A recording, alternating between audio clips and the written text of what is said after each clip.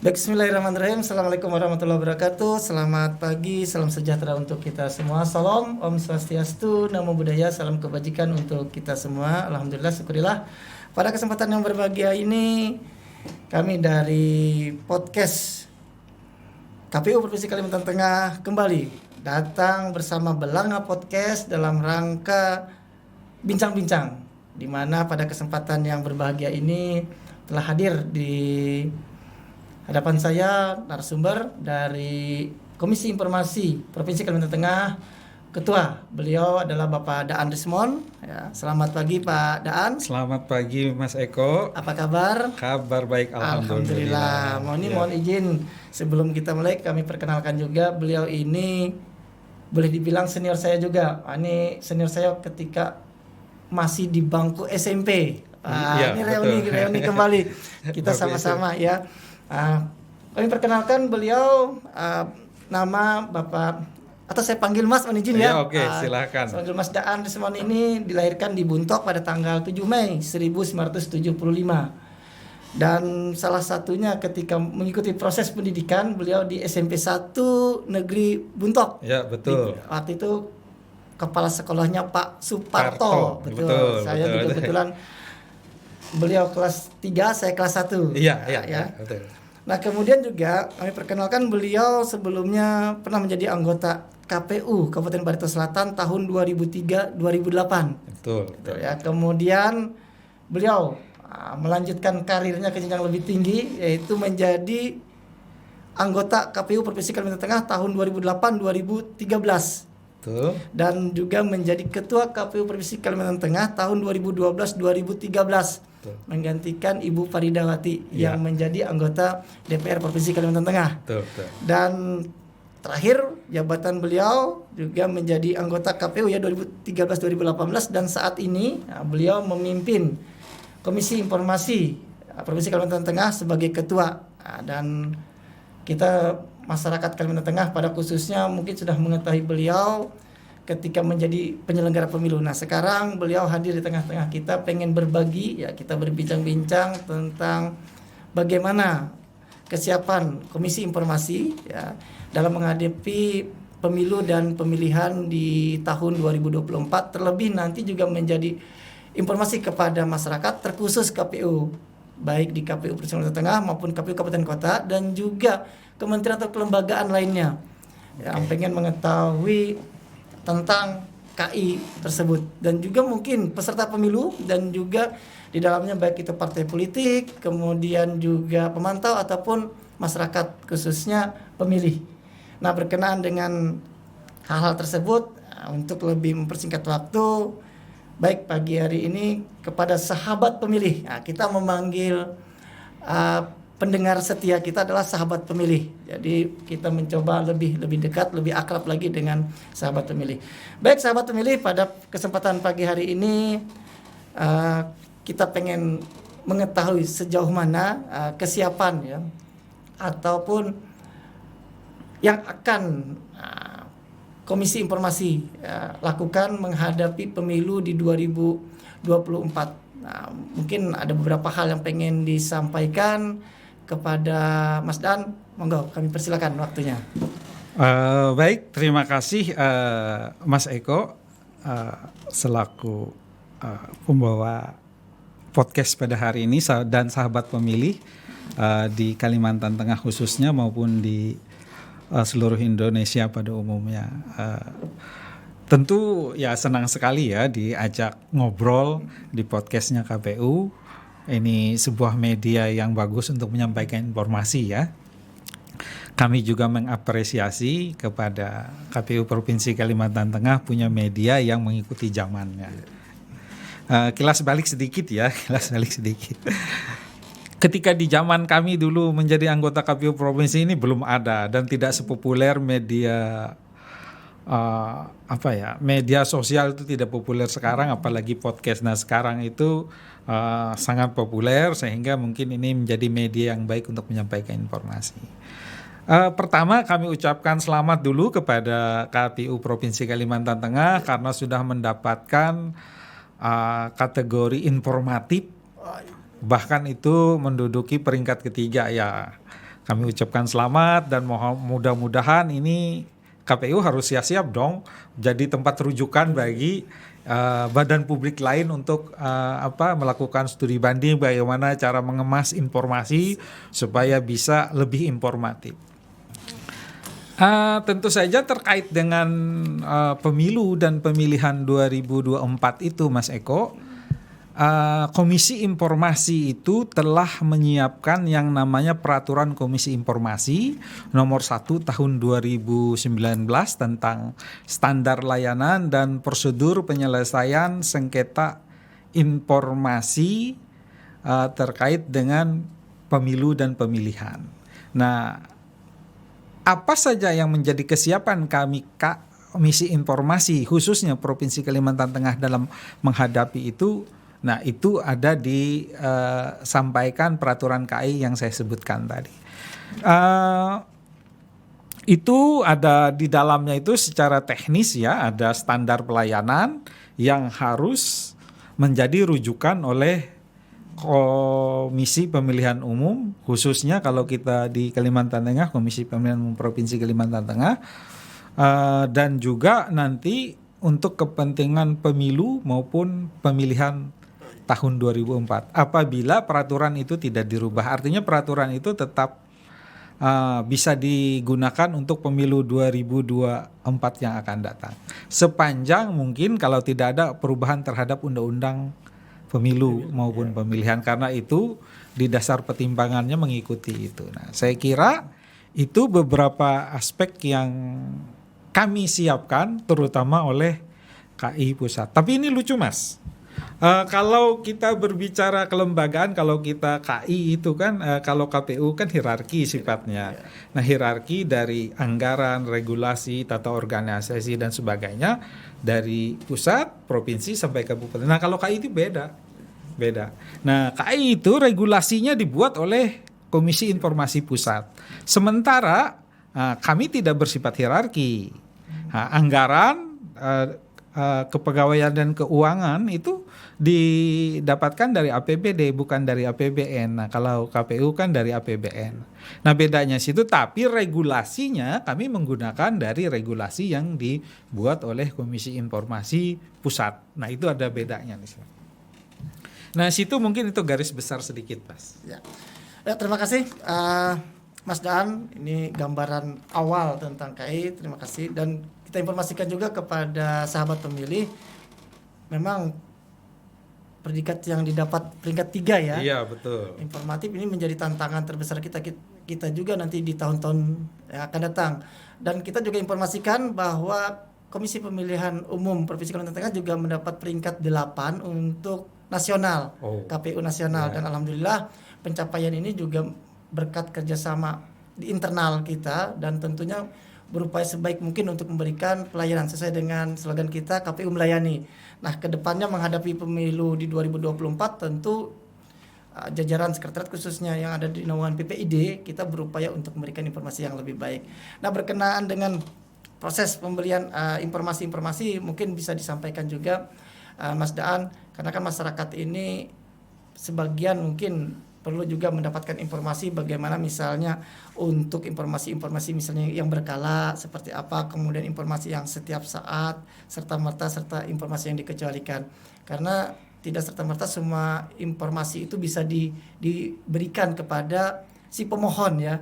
Dan mekanisme pun di masing-masing lembaga kementerian juga ada mekanisme cara melakukan atau meminta ataupun melakukan permohonan untuk mendapatkan informasi-informasi tersebut. Nah, sesuai dengan mungkin di peraturan Komisi Informasi itu sendiri, proses standar dalam hal pelayanan itu seperti apa dalam menyikapi khususnya kami KPU Provinsi Kalimantan Tengah dan juga jajaran kami di kabupaten kota atau juga dari kementerian atau kelembagaan lainnya dalam memberikan pelayanan yang mungkin yang sebaik-baiknya kepada khususnya para pemohon. Terima kasih, silakan.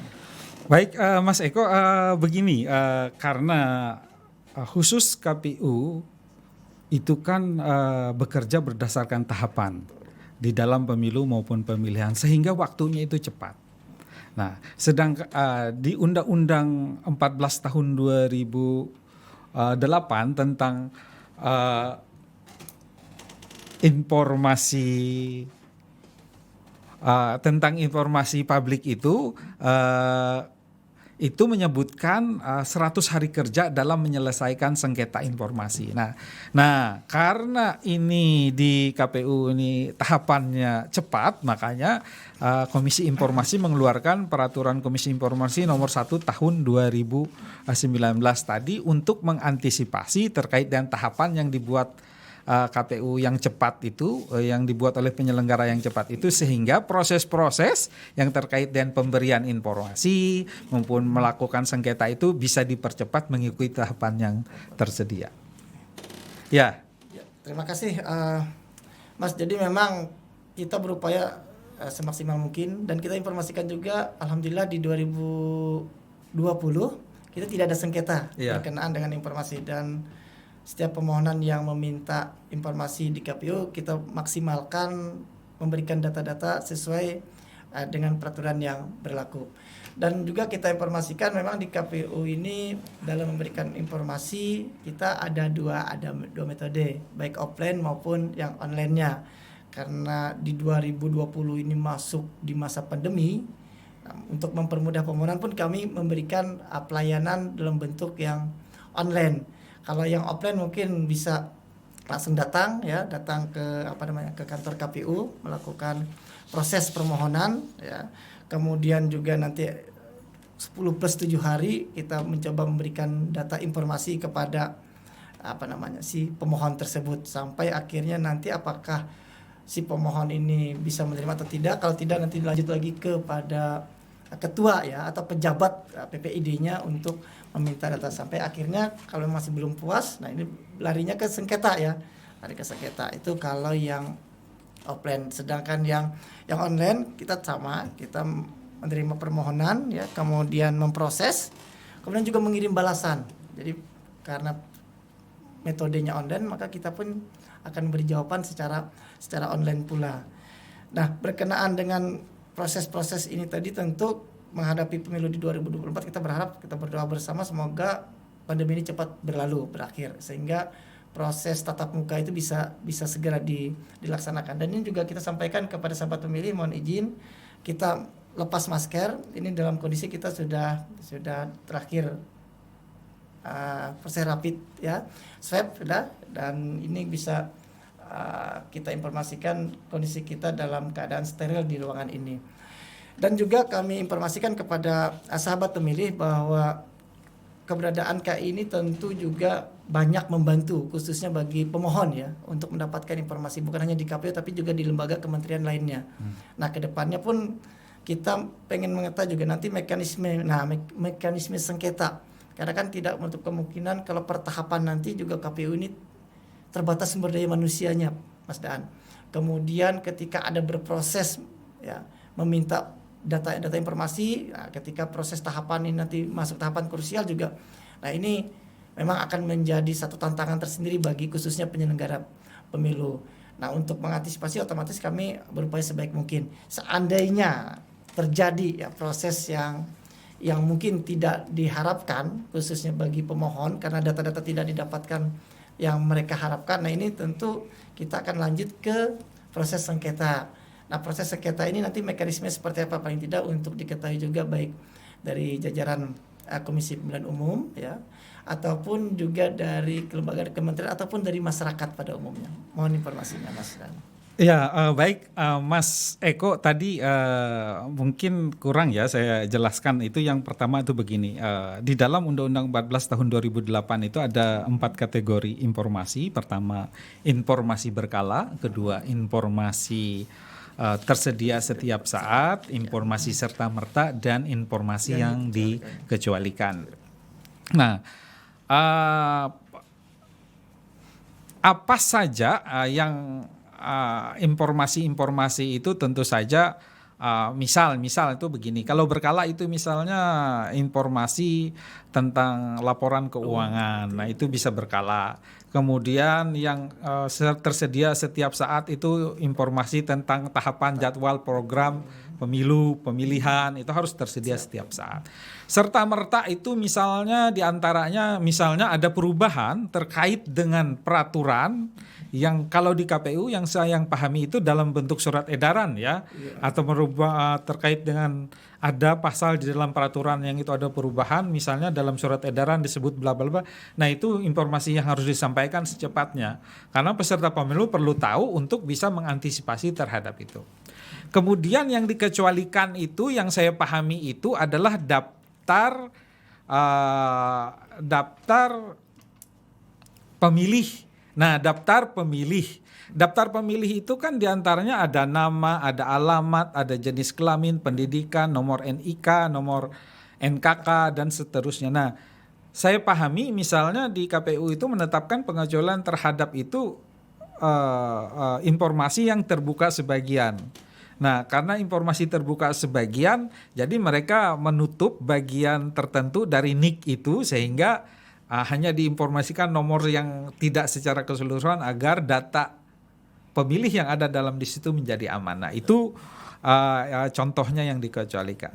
Nah, kalau proses-proses terkait dengan bagaimana standar layanan dan prosedur penyelesaian sengketa informasi terkait dengan pemilu dan pemilihan itu khusus, tidak mengikuti yang normal seperti yang disampaikan Mas Eko tadi, ada 10 hari, ada 7 hari, itu berbeda. Nah, di peraturan KI nomor 1 tahun 2019 itu mengatur secara khusus lebih cepat. Misalkan begini. Permohonan informasi oleh pemohon informasi kepada penyelenggara ya, penyelenggara itu bisa KPU, bisa Bawaslu, bisa DKPP. Nah, itu mereka itu harus setelah menyampaikan kepada penyelenggara itu misal KPU Provinsi Kalteng itu harus sudah menanggapi surat itu paling lambat 3 hari. Nah, kalau memang ada sesuatu yang khusus bisa ditambah 2 hari. Jadi totalnya 5 hari kesempatan penyelenggara itu untuk menanggapi informasi. Apakah memberikan atau yang lain-lain. Nah, apabila itu pemohon informasi merasa tidak puas terhadap jawaban atau tidak ditanggapinya permohonan informasi itu, mereka bisa melakukan keberatan. Nah, keberatan ini setelah waktu 3 tambah 2 5 hari kerja ya, ini kerja ya, 5 hari kerja itu tidak ditanggapi penyelenggara, mereka bisa melakukan keberatan kepada atasan PPID itu atasan badan publik, atasan atau pimpinan di badan publik itu melakukan keberatan, dan itu harus 3 hari harus ditanggapi. Harus 3 hari ditanggapi. Kalau normalnya di tempat lain itu maksimal 30 hari, ini 3 hari Mas, dipotong hampir 27 hari itu karena mengikuti tahapan yang cepat. Nah, kalau tidak ditanggapi 3 hari, dalam waktu 14 hari pemohon informasi bisa melakukan sengketa ke Komisi Informasi. Nah, Komisi Informasi itu menyelesaikannya di dalam Komisi Informasi itu setelah dia didaftarkan, diregistrasi, kemudian pada hari pertama itu pemeriksaan pendahuluan itu 1 hari dan bisa diikuti dengan mediasi. Mediasi itu bisa jumlah waktunya 3 hari, kalau alot bisa 3 hari, kalau tidak selesai dilanjutkan dengan adjudikasi non litigasi. Nah, adjudikasi non litigasi ini 14 hari setelahnya. Ya, artinya waktunya itu kurang dari sebulan Mas prosesnya. Kalau yang lain itu hampir 100 hari dari dia diregistrasi sampai dengan diselesaikan penyelesaian oleh Komisi Informasi. Nah, sedangkan ini itu waktunya pendek. 1 hari ditambah 3 hari itu 6 hari, ditambah 14 hari, artinya 6 hari ditambah 14 hari 20. Nah, kurang dari sebulan malah. Nah, itu yang proses-proses cepatnya. Saya kira itu jangka waktu yang harus diperhatikan ya oleh penyelenggara karena ini begitu cepatnya apabila ada sengketa. Ya, mudah-mudahan kami berharap sih tidak ada sengketa karena kami tahu KPU harus transparan dalam azas penyelenggaraannya itu. Kira-kira begitu Mas Eko. Ya, terima kasih Mas Dan. Sahabat pemilih dimanapun Anda berada, Belanga podcastnya KPU Provinsi Kalimantan Tengah tadi mendengarkan beberapa informasi ya yang sudah disampaikan oleh Mas Daan selaku Ketua Komisi Informasi Provinsi Kalimantan Tengah, dan tentu kita semua ya mengetahui proses tahapan-tahapan tadi dalam melakukan permohonan untuk mendapatkan data di sebuah lembaga ataupun kementerian, dan tentunya kita KPU Provinsi Kalimantan Tengah tentu akan berupaya semaksimal mungkin dalam memberikan pelayanan tersebut. Dan di kedepan harinya pun tentu karena informasi-informasi biasanya per tahapan dan waktunya tidak sampai 30 hari, hanya 20 hari kurang lebih, dan ini tentu kami dari Komisi Pemilihan Umum Provinsi Kalimantan Tengah khususnya dalam memberikan pelayanan kepada masyarakat tentu berupaya semaksimal mungkin. Dan data-data informasi pun kita sudah sampaikan ya di jaring di media kita ataupun di JDHIA, ataupun nanti bisa meminta langsung ke KPU Provinsi Kalimantan Tengah. Nah, kemudian mungkin ada trik atau cara-cara khusus ya untuk lebih baik lagi, karena pengalaman Mas Daan kan sebelumnya juga pernah di KPU. Nah, ini untuk kami yang lebih junior untuk mempersiapkan apabila menghadapi pemilu nanti, bagaimana ya persiapan kita untuk bisa memberikan pelayanan itu bisa maksimal kepada pemilih. Tapi pastinya kami sudah berupaya untuk lakukan, siapa tahu ada trik-trik baru, kemudian ada mekanisme yang seperti apa sih biar kita ini bisa memberikan pelayanan yang maksimal. Mungkin ada trik-triknya, Mas, silakan, Mas. Baik, Mas Eko, sebenarnya ya dengan adanya Undang-Undang 14 tahun 2008 itu membuat informasi itu bisa lebih sederhana didapatkan, intinya begitu. Kenapa lebih sederhana didapatkan? Pertama, badan publik itu kan harus membentuk PPID. PPID itu adalah Pejabat Pengelola Informasi dan Dokumentasi.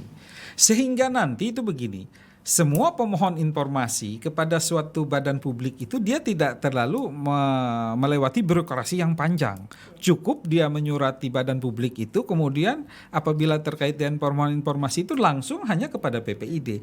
Hanya PPID yang memutuskan segala sesuatunya apabila informasi itu boleh diberi atau tidak.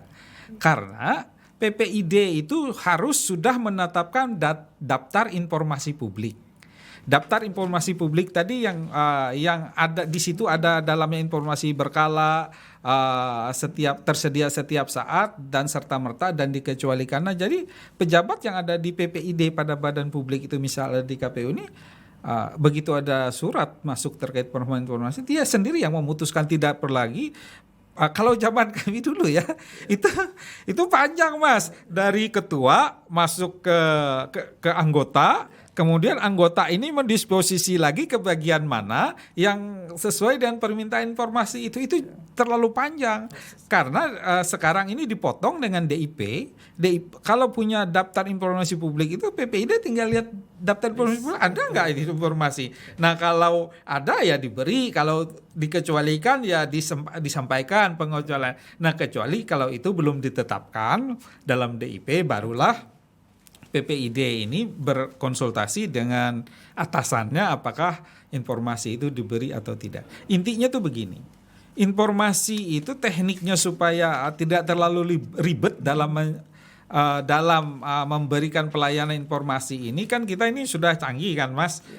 Media sosial kita banyak. Nah, kalau saya pahami di KPU provinsi ini kan ada web PPID tersendiri begitu yang bisa diakses. Kemudian ada nomor kontak WhatsApp dan seterusnya. Saya lihat ketika kami melakukan visitasi dulu, saya cek itu ya ada nomornya aktif. Nah, itu cara-cara yang salah satunya memudahkan pencari informasi terkait dengan pemilu dan pemilihan ini mengakses data. Tinggal KPU provinsi ini membuat daftar informasi publik, mana yang berkala, mana yang setiap saat, mana yang serta-merta, dan mana kecuali, taruh di PPID, di website PPID. Nah, sehingga tidak perlu lagi sebenarnya pemohon informasi ini harus menyurati, dia tinggal di DIP itu cari mana. Nah, kecuali ada hal-hal tertentu yang tidak ada di situ, mereka memintanya secara manual, baik melalui WhatsApp yang ada di PPID itu maupun langsung menyurati. Saya kira intinya adalah untuk memudahkan informasi ini bisa berproses dengan cepat. KPU provinsi harus buat DIP, daftar informasi publik, tempel itu, ditaruh itu di PPID, websitenya PPID punya KPU provinsi. Saya lihat ada, ya tinggal pemohon informasi langsung ke situ saja, tidak lagi perlu harus meminta secara manual. Itu mungkin langkah-langkah yang mudah bisa. Baik, Pak, ini mungkin pertanyaan terakhir berkenaan dengan sebenarnya kriteria KPU Provinsi Kalimantan Tengah ini biar keterbukaan juga informasi publik memperoleh predikat informatif. Dan ini tentu kebanggaan bagi kami KPU Provinsi Kalimantan Tengah dan juga menjadi tantangan kami menghadapi tahun-tahun ke depan di pemilu dan di pemilihan.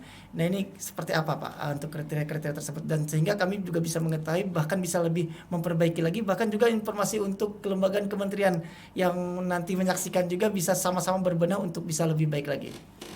Oh ya, baik. Kemarin itu ketika kami melakukan pemeringkatan keterbukaan informasi publik ya di dalam monitoring dan evaluasi. Saya ingin sampaikan tuh begini, kenapa kami melakukan monitoring evaluasi terhadap keterbukaan informasi publik, karena itu tuntutan Undang-Undang 14 tahun 2008. Nah, diberi Komisi Informasi itu diberi kesempatan untuk melakukan melakukan penilaian terhadap keterbukaan informasi publik. Nah, sehingga dari payung itulah kemudian ada peraturan KI nomor 5 tahun 2016 kalau tidak salah ya, terkait dengan tata cara dalam melakukan pemeringkatan itu. Nah, apa saja sih yang kami nilai begitu? Apa saja yang itu ada kuesioner yang harus diisi oleh badan publik, waktu itu diisi oleh KPU Provinsi Kalimantan Tengah, dan kemudian kami melakukan visitasi. Di dalam kuesioner itu, di dalam kuesioner itu ada beberapa indikator untuk kami menilai. Pertama di situ adalah pengembangan website. Nah, itu ada pengembangan websitenya. Kemudian di situ ada indikator lain untuk kami menilai di kuesioner itu. Pertama adalah apakah informasi diumumkan secara berkala. Ada pertanyaan dalamnya. Kemudian apakah informasi itu diumumkan setiap saat, itu ada pertanyaan. Apakah di situ ada informasi yang serta-merta, itu ada pertanyaan. Dan apakah di situ ada informasi yang dikecualikan yang dikelola oleh KPU. Nah, itu indikator kami menilai dari kuesioner. Kemudian kami melihat visitasi, melakukan visitasi itu berkenaan dengan isi kuesioner tadi, betul nggak yang disebutkan di dalamnya itu. Kami kan harus melakukan pengecekan dong. Faktualnya. Iya, faktual. Nah, kalau dalam KPU mungkin penelitian faktual ya. Faktual, oke. Begitu. Nah, di situ kami menilai ada 3 hal: komitmen, koordinasi, dan inovasi. Betul nggak ada kaitannya dengan yang disebutkannya di kuesioner tadi. Inovasi itu contohnya tadi, bila dalam kuesioner itu pengembangan website. Kami lihat ada nggak pengembangan web dalam inovasi itu yang disebutkan dalam pengembangan. Contohnya itu kan begini. Kemarin kami cek itu ya, ada ada pengembangan fitur terkait dengan aplikasi yang berbasis online nggak? Kami cek kan begitu kemarin. Ternyata di situ ada, tetapi belum dipublis ya, belum dipublis itu oleh KPU. Cuma itu sudah mulai. Nah, di situ kan mulai ada istilahnya. Oh, ini ada inovasi gitu terkait dengan aplikasi PPID yang ingin dibuat begitu. Ada lagi aplikasi lain cara mudah melihat daftar pemilih dan seterusnya, kita tercatat nggak di dalam daftar pemilih itu kan kita mudah saja cek misalnya NIK, nama dan seterusnya, jadi mudah sehingga bisa kita tahu di mana lokasi kita berada, di TPS mana kita berada. Nah, itu pengembangan aplikasi dalam visitasi itu kami sebut inovasi. Ada nggak? Bisa dibuktikan nggak? Nah, begitu. Nah, banyak hal sebenarnya sehingga kenapa KPU, saya pun sebenarnya dipertanyakan, Mas Eko, saya kan mantan KPU provinsi pula begitu, menjadi ketua KI, kemudian saya visitasi kemari, apa kong kali kong enggak? Iya. Sebenarnya tidak begitu, kami profesional, kami cek juga itu websitenya KPU provinsi. Kami cek kebenaran dengan kuesionernya, kami cek datang kemari, kami lihat apakah ada struktur organisasi PPID dan sebagainya. Nah, di situ kami tidak mudah sebenarnya memutuskan. Nah, bahkan di dalam sidang pleno kami itu ketika kami dengan staf ya, beliau itu yang nanti memamarkan, bukan saya, karena saya takut nanti ada kepentingan kepentingan konflik kepentingan di situ. Nah, makanya saya ketika pleno itu silahkan dia yang memaparkan, tampilkan websitenya KPU, mana-mana yang sesuai dengan atau mana sesuai pertanyaan kuesioner, mana hasil visitasi dan seterusnya. Sehingga ya itu hasilnya kemarin gitu. Artinya memang kami murni menilai dari apa yang kami lihat di kuesioner, dan ketika kami visitasi itu kalau istilah KPU faktual, penelitian faktual. Makanya kriteria-kriteria itulah yang yang kami tuangkan, sehingga kenapa KPU provinsi memperoleh peringkat tertinggi di dalam keterbukaan informasi publik, walaupun itu ranking 3 tapi itu peringkat 3, tapi itu kategori yang tertinggi sudah sebenarnya. Tinggal karena ini kita mendorong keterbukaan, mudah-mudahan tahun depan menjadi inovasi apa lagi yang akan dikeluarkan KPU Kalteng di dalam mengantisipasi keterbukaan informasi publik. Apalagi catatannya besok itu kan serentak pemilu dan pemilihan. Nah, itu luar biasa pekerjaan, dan zaman kami belum pernah itu ada pengalaman. Nah, sekarang mungkin penyelenggara yang akan datang punya pengalaman yang mungkin kompleksitasnya tinggi begitu, sehingga itu ya perlu antisipasi yang lebih awal untuk bisa melancarkan tugas dan kewenangan yang diberikan. Saya kira itu Mas Eko. Ya, terima kasih Mas Dan. Demikian tadi sahabat pemilih bersama podcastnya KPU Provinsi Kalimantan Tengah. Kita sudah mendengarkan ya bincang-bincang dengan Ketua Komisi Informasi Provinsi Kalimantan Tengah Mas Daan tentang bagaimana sebenarnya perkembangan ya, dari perkembangan beliau tadi menceritakan pengalaman beliau sampai akhirnya mekanisme ya yang harus kita jalani khususnya KPU sebagai penyelenggara pemilu menghadapi pemilihan di 2024 nanti. Dan tentu informasi-informasi apa saja yang harus kami sampaikan, baik itu informasi berkala, kemudian informasi setiap saat, ataupun informasi serta-merta dan juga informasi yang dikecualikan, itu tentu akan kita publis ke masyarakat.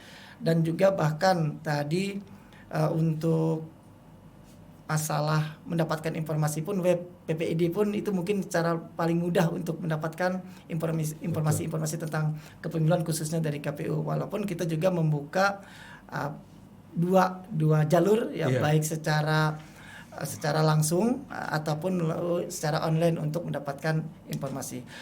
Baik sahabat pemilih dimanapun Anda berada, demikianlah bincang-bincang kita pada pagi hari ini. Alhamdulillah, terima kasih sekali lagi Mas Daan atas waktu dan juga telah berkenan berbagi informasi kepada kita semua. Mudah-mudahan kedepannya kita bisa lebih baik lagi dalam memberikan pelayanan informasi kepada masyarakat, khususnya menghadapi pemilu dan pemilihan di 2024. Dan sekali lagi kami atas nama Belanga podcastnya KPU Provinsi Kalimantan Tengah mengajak kita bersama-sama untuk mensukseskan tahapan-tahapan, baik tahapan pemilu maupun pemilihan di 2024. Karena apapun nanti hasilnya, itulah terbaik untuk kita semua. Sekali lagi terima kasih.